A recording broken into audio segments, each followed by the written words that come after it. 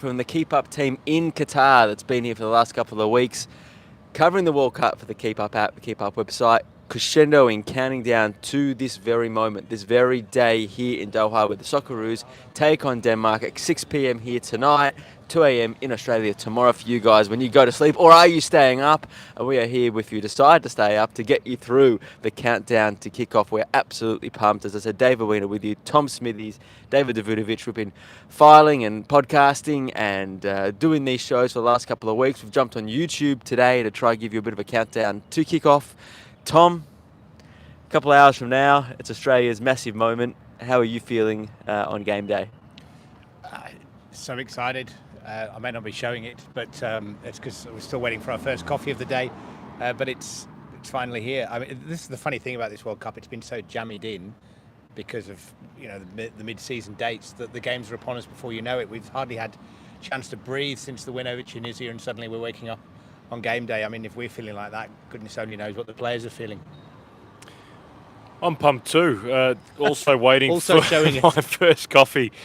Look, I sensed this would be a live game for the Socceroos. Didn't realise we would be in such a good position going into this. Destiny in the Socceroos' hands. And I know people back home are seeing a few text messages flying around. Really tough decision. Do they stay up or do they go to bed? So it's going to be interesting to see how it goes back home. But I'm very excited and quietly confident, believe it or not, Dave Weiner.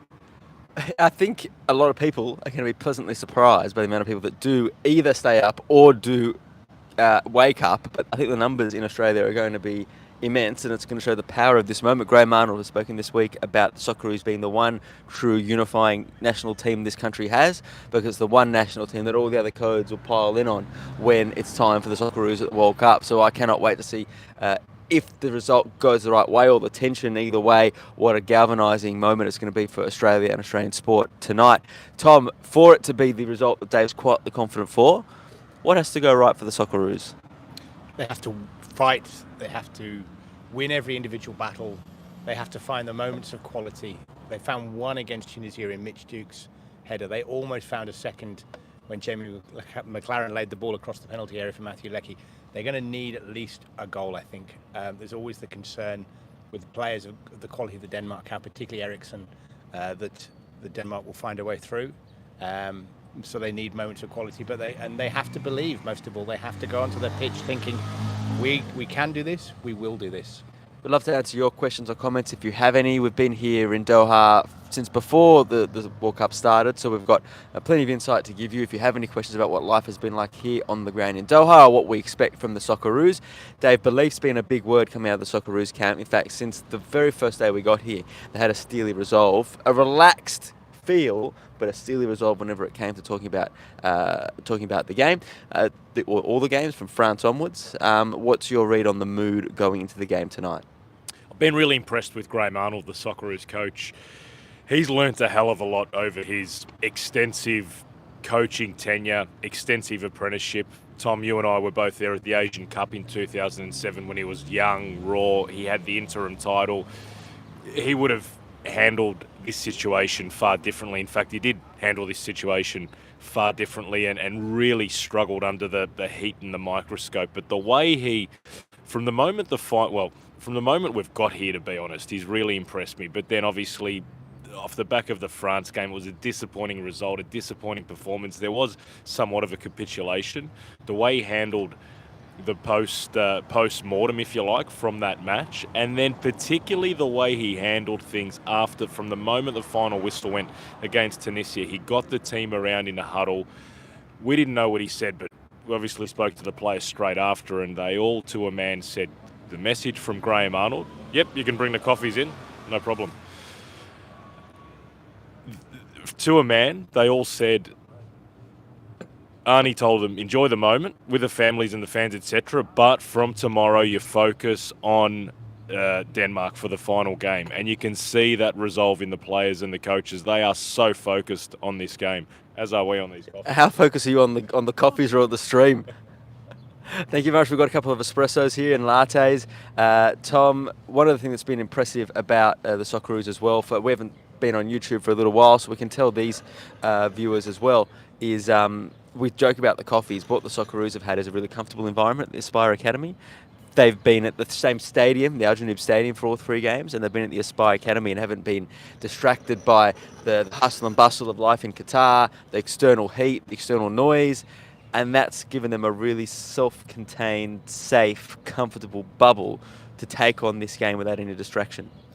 I was really struck when we went to Denmark training the other day in a kind of in the middle of nowhere, at a place that was hard to find, hard to get into, and isolated from anywhere. There was a half-built set of apartments nearby. Other than that, nothing nearby. So the Danes are driving to there for training every day, and you replicate that across most other countries. Only Qatar are staying at the Aspire Academy along with the Australians. Ghana are training there, but busing in.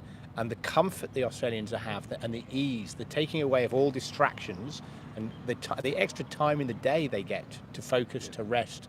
They get up, they live in this sort of almost like university accommodation, very, very comfortable. They've got their own barista, they've got the food set up, they've got a games room, all that kind of stuff. And then they literally stroll less than 100 meters to the training pitch, to the air-conditioned prep room where they've got all the exercise bikes and all that kind of stuff. They literally couldn't ask for anything more. And I think it's been one of the reasons why they've done well.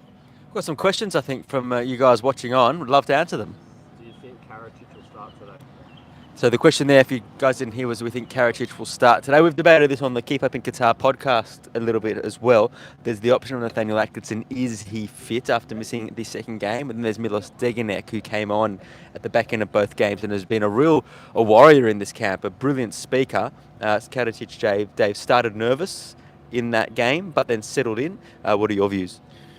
Yeah, he came into it a bit like your pronunciation, and particularly your pronunciation of some of those Balkan names. It just got better as the tournament's gone on, Dave. So reverse of your haircut. yeah, it's the Messi, Tom. We're 7 hours away from kickoff, and Graham Arnold yesterday said it's the first time in his Socceroos tenure, this most recent tenure, where he hasn't named the squad to the players on the day before. We've got some Socceroos fans here as well. Oh. Good luck. Get it. How are you, mate? Get us over the line. Some nervous Socceroos fans walking past us there. But, yeah, he said it's the first time in his Socceroos coaching tenure where he has left it so late. So 7 hours out from kickoff. Look, I think he's probably making his mind up as we speak. I think he'll go with the same. I think he'll stick with Karacic at right back. Nervy start, got better. There was a message from Degenek, after about 10 or so minutes where Arnie got him to go and translate to him. And after that, he just completely composed himself. Defensively solid. Degenek's an interesting one because he's come off the bench both games, but he showed some amazing leadership throughout this whole Socceroos camp. You know, that moment there with Karacic, a lot of the stuff behind the scenes when he spoke to us the other day. Like, he's a proper leader in this team, isn't he? He spoke to the players before one of the games and gave them the line, you eat or be eaten line that he mentioned to us. The lion mentality, I think he calls it, which is and then he's picked that up from his career where he has had to show an incredible amount of resilience. If that was the force change for the last game, which ended up being a question of will Karacic hold his spot. The other question here is probably tactical, guys. We've spoken a bit about this as well in your article, Dave, previewing it. Jonah Luis's Keep Up column previews it as well as we spoke about it on the Keep Up in Qatar podcast. So if you are deciding to stay awake tonight, you've got plenty to read and listen to as well. Before we talk about the other tactical change, we'll jump in and answer another question that's come through. Do you think Quo will get a chance, or will he only come on if we're down and we need a goal? Do we think Quo will get a chance? Gentlemen, he got a chance in the first game against France. I think it was Al Mobile who's preferred in the furnace of the back end of the Tunisia game. What are Quo's chances of getting some time today? I think it all depends on if Australia are chasing the game. A wide man with pace, getting behind the Danes. But he's not a defensive player anyway, and we've seen the work that the two wingers have done. Lecky's run more than anybody else, and I don't think Craig Goodwin's far behind. The amount of defensive work they've done has been outrageous.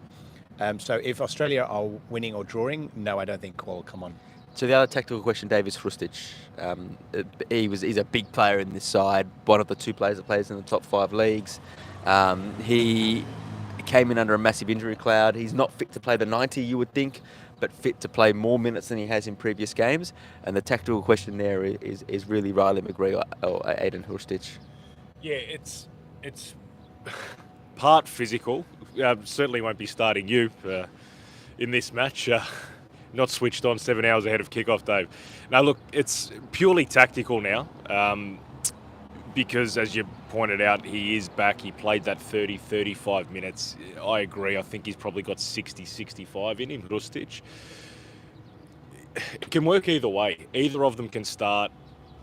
Either of them can come off the bench and make a difference. Whether you're chasing the game, whether you need to, whether you need to sort of kill off the game. We saw Rustic do that really well the other day. Get his foot on the ball, hold it up, take the ball into wide spaces where Awe Mobile was, maybe getting a little bit panicky and, trying to, I guess, prove himself to a point. Shooting on goal.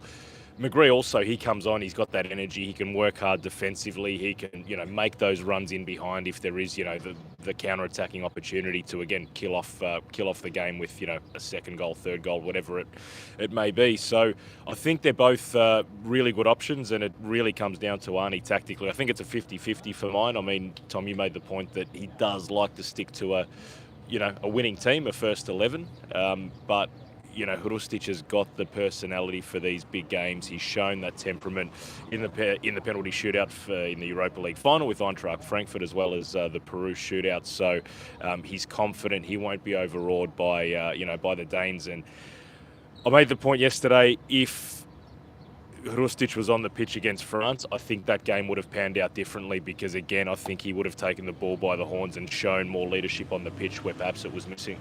So some final thoughts, gentlemen. We are 7 hours or so away from kickoff here in Doha. Match day here. We got a feeling of quiet confidence, but knowing what an immense challenge the Danes will present. We've spoken at length about them on the Keep Up in Qatar podcast. There's plenty of articles featuring Thomas Sorensen as well, and some Denmark journalists and the Denmark coaching point of view on the Keep Up app. They are going to be a tactically savvy side. Christian Eriksen is going to be a threat playing further forward. They're under a fair bit of pressure themselves because they need to unleash the shackles, which they haven't yet against Tunisia or France. 1 goal, 1 point so far, and there's high expectations on the Denmark side. So really for them to go out to the Socceroos is really not fathomable for them in terms of the expectations that they come in with as Euro 2020 semi-finalists. But all that said, as big as the challenge will be and as good as the Socceroos will have to be against a team of high European pedigree, there is a quiet confidence. The Socceroos are in the second place at the moment. It's a good position to be in. A final thought from you as we count down to kick off. The thing that's most impressed me about the Socceroos has been the honesty. From head coach to players, they've talked honestly about every given situation. They're talking about what they genuinely feel about every given situation. There's not been hyperbole. There was quiet confidence before the France game. After that, there was acknowledgement of the fact that they'd basically been beaten by a great side, and it was what could they learn from that. There was honesty after the Tunisia game. I think they have an honest belief that they can take a point out of this game. We need to be honest. This is going to be a very tough game. We are the underdogs, a team, as you pointed out, that reached the semi-finals of the Euros. Big players playing at the world's biggest clubs. We all know Eriksen, but there's 7 or 8 other players playing at the top clubs in the world. So, all things being equal, most people expect Denmark to win this game 7 or 8 times out of 10. But the Socceroos are so well placed, with destiny being in their own hands, with a draw potentially being enough, assuming France does the business in the other game. And I think it's important to point that out. I think there will be twists and turns tonight. France, we're hearing, will make some changes. Didier Deschamps hinted that Kylian Mbappe may not be starting. So all of a sudden, Tunisia, gets a goal, potentially I know there's been talk of some boycotts, but I suspect they will have some of their fans, behind them.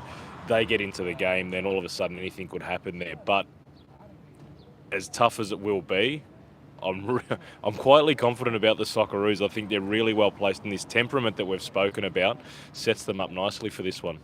And also tactically not to be underestimated, the work rate they've put into the last 2 games. Of course, France with Kylian Mbappe and Ousmane Dembele blew them out of the water in the end. But there were so many lessons learned from that, which you could see executed against Tunisia, and this is the stage for it all to come together. There's an argument that Tunisia was the grand final, and that the ability to bounce back 2 or 3 days later was going to be another immense challenge for the Socceroos. But should they do that, that would be another tick in the box for what a compelling campaign this has been. So countdown is on.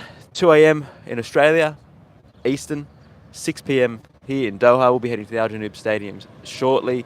Cannot wait for it. Quietly confident. The next time we reconvene on these accounts, we will know whether the Socceroos are in the round of 16, whether the 2022 World Cup campaign is over. Thanks for your time today, and until then, go the Socceroos.